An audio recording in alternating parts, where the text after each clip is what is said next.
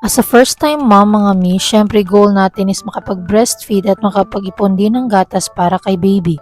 Kaya sobrang happy ko talaga sa Bumidi Wearable Breast Pump. Alam niyo ba, super recommended to ng maraming mommies. Una sa lahat, hindi siya mabigat, very lightweight and comfy suotin kahit nag-aalaga ka kay baby. Kasama na sa box ang manual, Type-C charging cable, free strap bra, at syempre may pa-free pa na breast milk storage bags. 5 pieces na agad yan mga mi. Pagka-on mo, makikita mo agad yung 4 modes, perfect para sa iba't ibang needs mo at may up to 9 levels ng suction.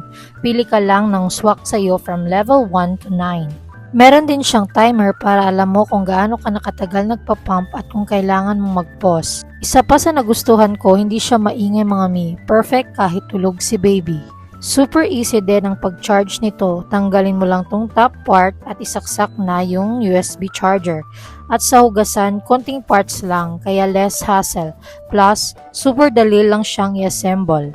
O diba, kung wala ka pang wearable breast pump mommy, ito na ang sign. Check out mo na si Bomidi. Click the yellow basket.